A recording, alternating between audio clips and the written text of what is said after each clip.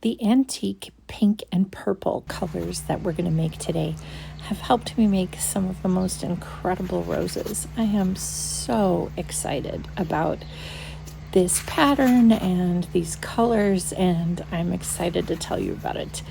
So we're outside doing my typical dye routine. I have a couple other videos about this dye technique, and what we're going to be doing is making two different kinds of ombre. We are going to be making several different pieces of crepe paper that will vary in intensity. And the way that we do that is we will dunk once after we have squeezed the colorful doublette once, and then we're going to dunk again after we've squeezed it in there twice. And then we're even going to squeeze it a third time.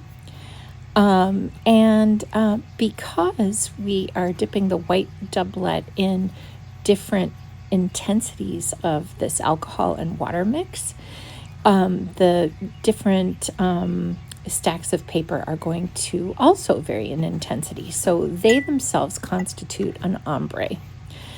But now we're going to be dipping that ombre, or rather those individual stacks of paper, into varying concentrations of black alcohol ink and water.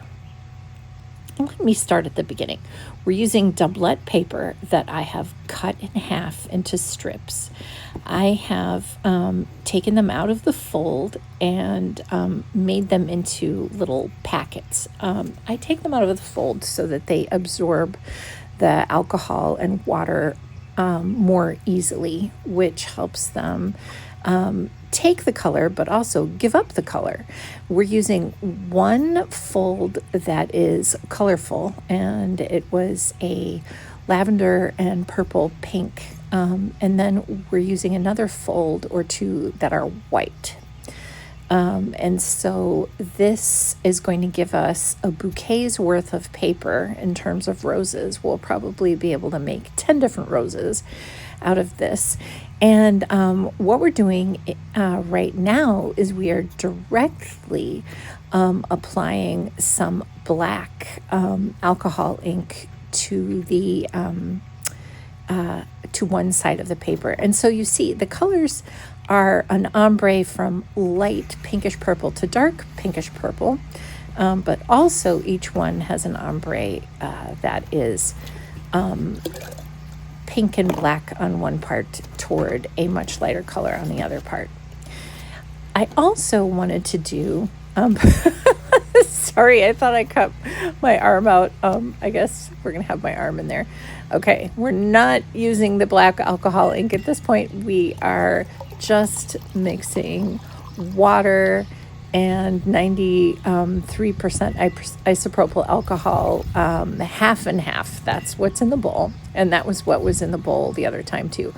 And wowza, do you see how neon this dye is? I don't like it very much. But I have created my ombre with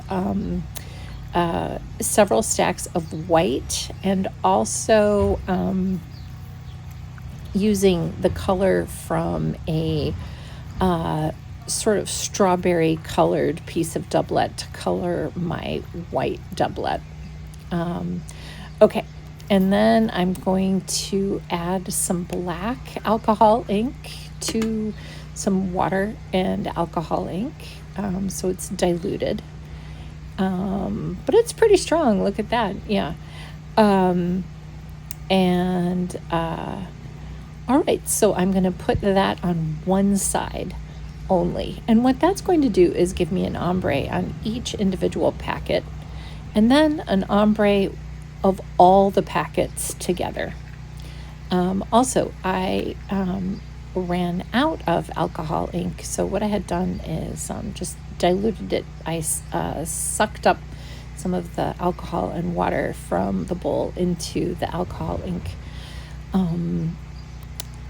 squeezy bottle, and that actually was a very nice way to apply it. However, The color is appalling. I just hate it. So what I'm going to do is a bit of an experiment with some coffee. So I've got 3 different colors there of what's turned out to be pink, and then some pink with black, which makes what's called a shade. And I'm going to talk about shades a bit in a few minutes.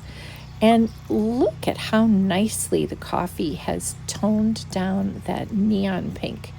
I really like it quite a bit. And then, of course, hang to dry.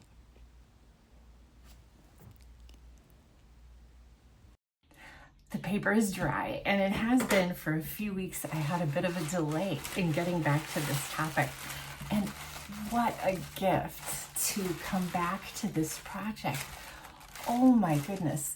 It's already like a bouquet. And the interesting feature is the edges of the doublette and the way that it retains a bit of color. And the ombre is very exciting. Oh, you know what?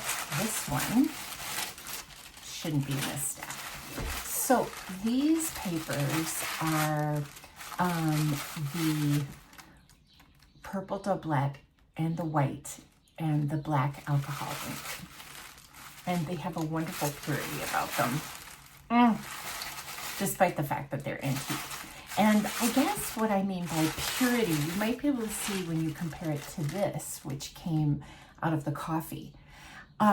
So let me tell you a little bit about the color black. There is a specific name for the color that results when you combine black with another color. It's called a shade. And sort of like if you combine white with a color, it becomes a pastel. If you combine black with a color, the resulting hue or tone or color, those all mean specific things. And I'm sorry, I haven't had classical art training. I'll just put a color wheel right up there. Anyway, shades are very exciting to work with. The colors have so much drama and sophistication. Anyway, these turned out really well. I am most excited about, though, the colors that came out of the coffee bath. And they still smell just a teeny bit like coffee.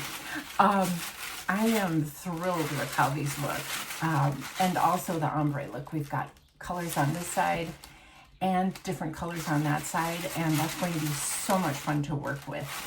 I have also, coincidentally, on my workspace, a real rosebud that I had been using as a model the other day. And you can see when it's dried how, the color and black and browny cream are all combining to make this rosebud just exquisite. And it does not smell like coffee. Anyway, stick around. I'm gonna throw these roses, this paper together in some roses, and we'll see what you think. Basically, any crepe paper flower will benefit from petals that come from paper that is an ombre, and it is so much fun to make them yourself. You can buy paper that is ombre, but it's harder to find and not available in some papers like doublette. This paper rose is a pattern I'm calling Rose Mondiale. I am so excited about how this paper came together and the beautiful roses I was able to make. And you will be able to make other pretty flowers too with this technique. Black alcohol ink makes other colors so sophisticated and interesting. If you experiment, do let me know how it goes. And I must say, my big favorite from this particular dye session was the shade that was then combined with a coffee. Pink is so luscious, but also cool, which is interesting because I didn't know that coffee would make a color so cool. It really calmed down that awful pink. Anyway, please do like and subscribe so you can get my tutorial to make a Rose Mondiale. Have a beautiful day.